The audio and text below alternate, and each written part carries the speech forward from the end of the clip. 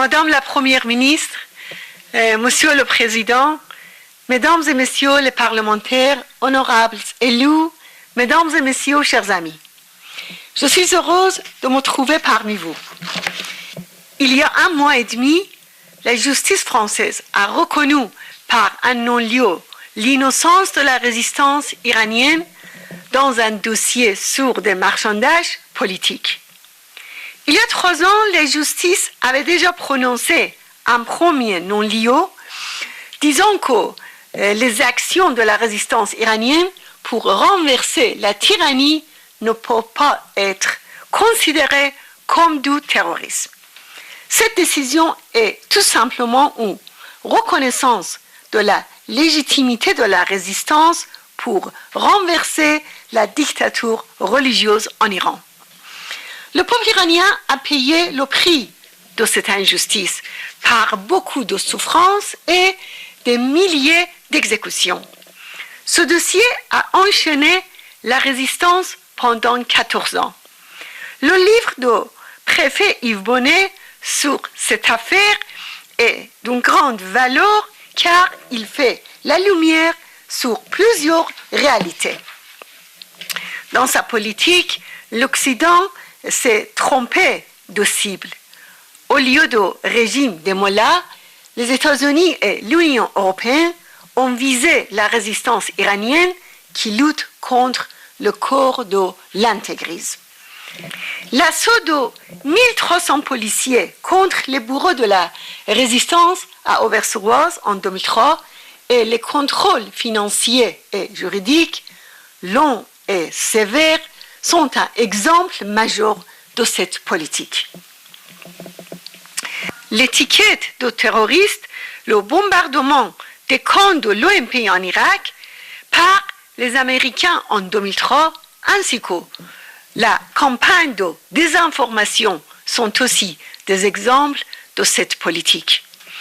Ces événements ont donné du temps aux mollahs pour développer la force terroriste Quds pour remplir de roquettes les dépôts du Hezbollah pour avancer leur projet d'armes nucléaires et surtout pour exporter l'intégrisme du Moyen-Orient à l'Afrique qui ravage aujourd'hui l'Irak, la Syrie et les autres pays de la région.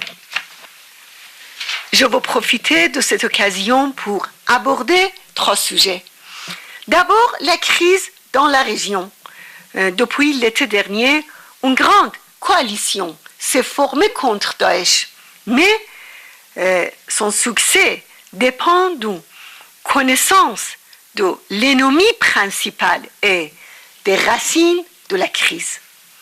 Daesh est le produit des crimes sans précédent des mollahs en Iran, de Bachar Assad en Syrie et Maliki en Irak, avec leur politique sectaire contre une grande partie de la population en Syrie et en Irak.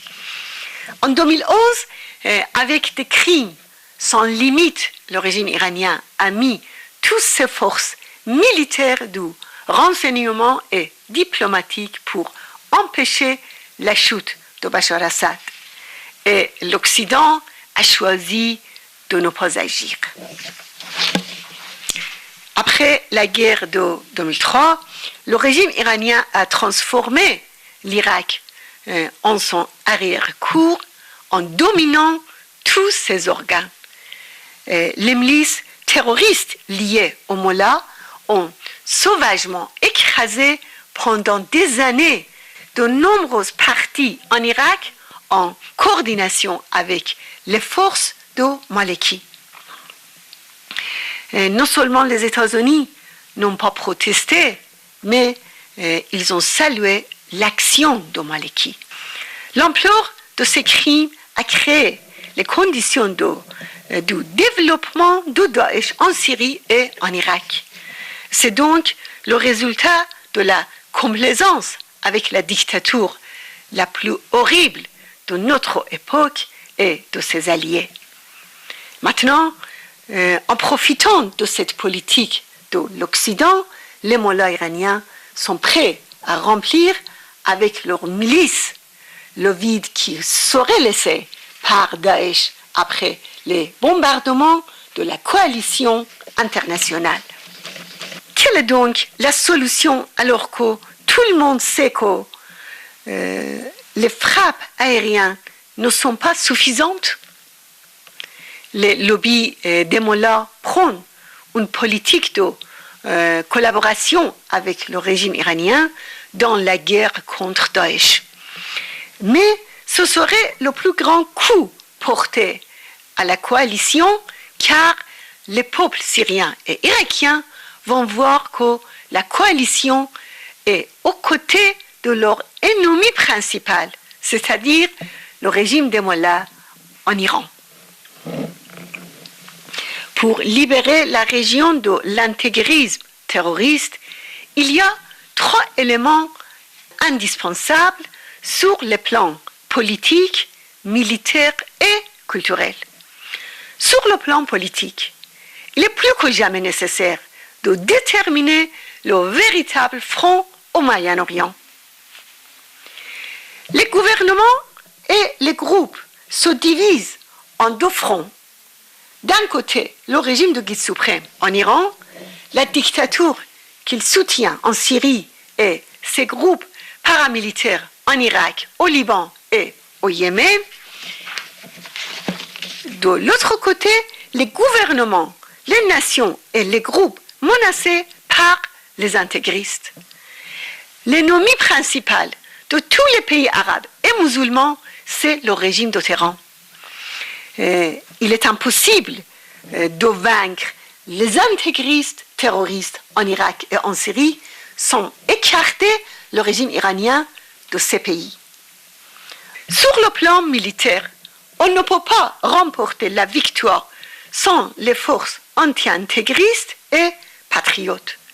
Les tribus et les chefs sunnites irakiens ont plusieurs fois annoncé être prêts à lutter contre Daesh si les milices du régime iranien sont écartées. Sur le plan culturel, face aux extrémistes qui agissent au nom de l'islam, il est nécessaire d'avoir une alternative culturelle et religieuse. Une alternative fondée sur un islam tolérant et démocratique et l'égalité des femmes et des hommes et séparation de religion et de l'État. Sinon, le régime des mollahs et les extrémistes sunnites vont accuser la lutte contre l'intégrisme de vouloir discréditer l'islam. Le même pays qui prône cet islam en Iran a réussi à former une antithèse culturelle et sociale à ce régime intégriste. Le soutien à la résistance iranienne permettra de faire connaître cette alternative culturelle qui aidera à empêcher le recrutement de la jeunesse européenne par les intégristes. Le deuxième sujet que je voudrais aborder, c'est le projet d'armes nucléaires que le régime iranien s'efforce de conserver grâce à la politique de complaisance et à toutes sortes de tromperies. Même si, en novembre dernier, en raison de ces crises internes et de la pression des sanctions, le régime a été contraint de faire un pas en arrière, ça part d'une explosion politique et sociale dans le pays et l'absence de fermeté des États-Unis et des pays occidentaux ont permis à Khamenei de rendre les conditions d'un accord encore plus difficiles et sa perspective plus éloignée. Nous lançons à nouveau un avertissement. Tout accord doit comporter l'application sans condition des résolutions du Conseil de sécurité de l'ONU, la fin complète de l'enrichissement d'uranium et les inspections internationales inopinées de tous les sites suspects en Iran. Sinon, ce régime aura la voie libre pour se doter de la bombe atomique. Le régime iranien va prolonger les négociations pour compléter son programme nucléaire. Aussi, j'espère que la France, qui a toujours fait preuve de fermeté et de principe, ne permettra pas au régime iranien d'obtenir satisfaction.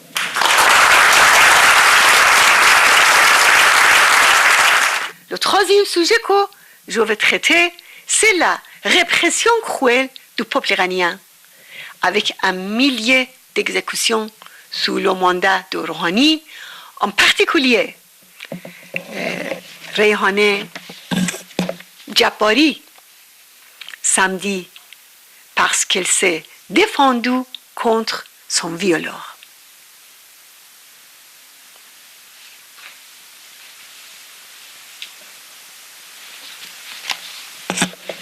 Avec des prisonniers malades qu'on laisse mourir sans soin dans la souffrance, avec la persécution des minorités religieuses, avec la répression et les exécutions des Kurdes, des Arabes et des Baloutches, avec le harcèlement et les arrestations d'avocats et de journalistes, des internautes, et ces dernières semaines, avec l'agression des femmes à l'acide.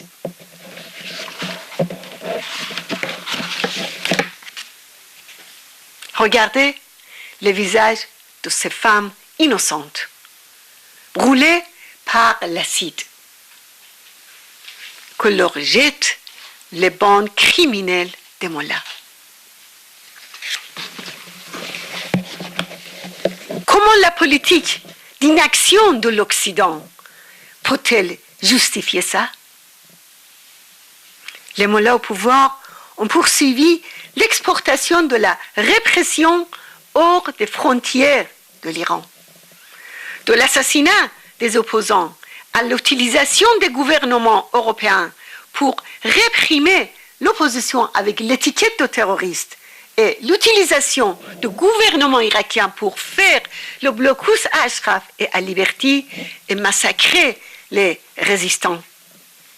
Jusqu'à présent, il y a eu 116 morts et près de 1400 blessés. 21 sont morts dans la douleur à cause du blocus médical et un homme et 6 femmes ont été prises en otage. Leur crime, c'est d'avoir résisté devant la bête immonde de l'intégrisme et d'être une source d'inspiration pour les femmes et les jeunes dans la lutte pour la liberté.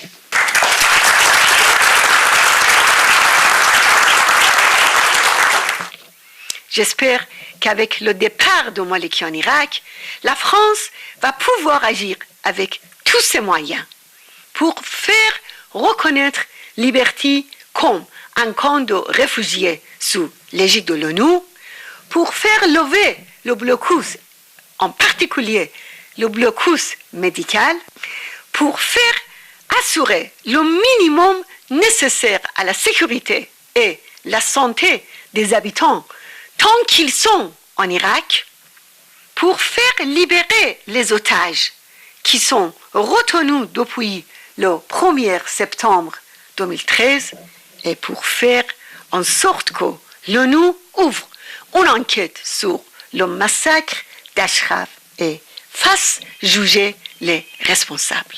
Je vous remercie.